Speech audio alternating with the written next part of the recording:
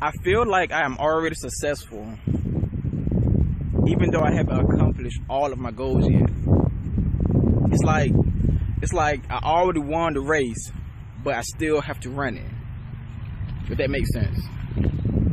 Does that mean that I'm arrogant, cocky, or delusional? It takes years for them to live up to their calling. Because God can call you something that you are not ready for. He will call you into something because the call sets the bar.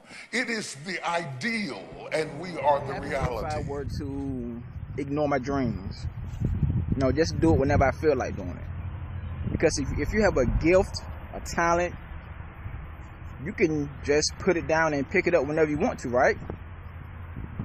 If you don't feed anything you don't feed, it will die. It can be tough to follow your dreams because it seems like it goes against the grain of what people think or do. It's like everybody's going right and you're the only person who dare to go left. I wish I knew somebody who lived life unapologetically, who just, followed their heart, pursued their dreams until something happened. The date was August 28th. The year was 1963 when Dr. Martin Luther King stood up in Washington. He said, "I have a dream."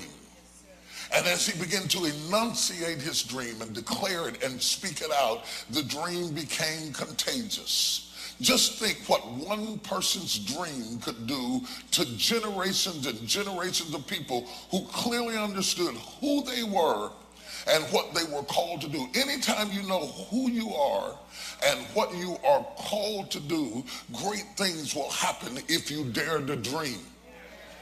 Now isn't the best time for me to become an entrepreneur, real estate investor, author, or whatever I put my mind to. Maybe now is the best time to do it. I mean, who would take me serious anyway? Especially if they never heard of me before. You know what? I just play it safe. I play it safe until my situation get a little better. Then people might take me serious. Your dreams should go beyond your situation or your circumstance. If you have a dream that you can fulfill by yourself, it is not worthy of God.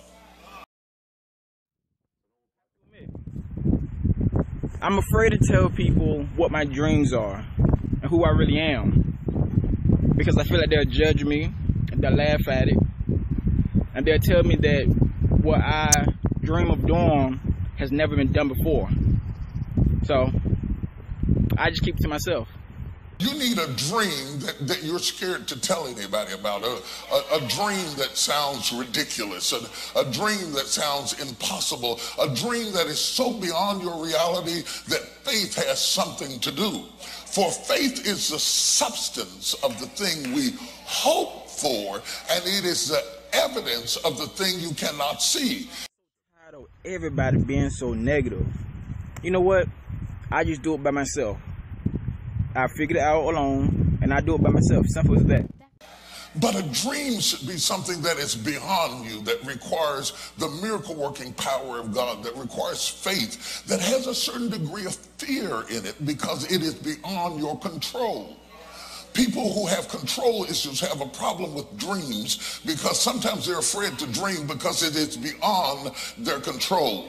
But people who have been in situations where they've had to trust God are more comfortable with dreams because they understand that if it had not been for the Lord that was on my side, I would have been swallowed up anyway. It seems like some people don't have dreams, or they have dreams but they feel more comfortable watching other people live their dream instead of them actually living their dream. Why is that? You have to have courage to be a dreamer. You have to dare to dream. You have to risk being laughed at and ostracized and criticized to dare to dream. You have to risk the rejection of your brothers. Ask Joseph that if you have a dream, your dream isn't even a good dream until it's created a hater. Maybe it's a bad analogy, but when I think about how Mary gave birth to a baby boy, so she became pregnant without sexual intercourse,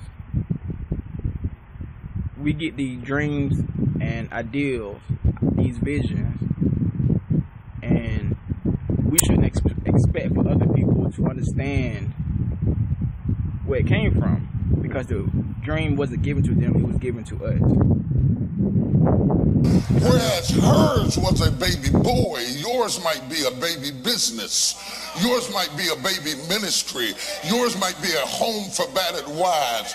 Yours might be a shelter for people who've been abused. But whatever you have gotten pregnant with in your head, God's going to show you how to birth that thing in your life and bring that thing to pass. The challenging part about pursuing your dreams is that you have to believe in yourself before others do. You have to believe that it will happen. It will happen. I may not have the money, but it will happen. I may not have the contacts yet, but it will happen. You may not even see me in that light, but it will happen. You may not expect a person like me to do a thing like that, but it will happen. One day, I'm homeless with pennies to rub together, and then the next day, I'm in Hollywood. What would it say about me if I were to quit now? What would my son think about that? What would future dreamers think about that? Habakkuk teaches us, though the vision tarry, wait for it. In the end, it shall speak and not lie. Some people give up on their dream because it took too long. The dream was too expensive. They had to invest too much. They had to work hard. They had to labor. It didn't happen with the snap of a finger. You can't spin around 3 times and say Jesus and it happens. See, that separates the men from the boys. Anything that doesn't happen speedily, a lot of weak people will give up.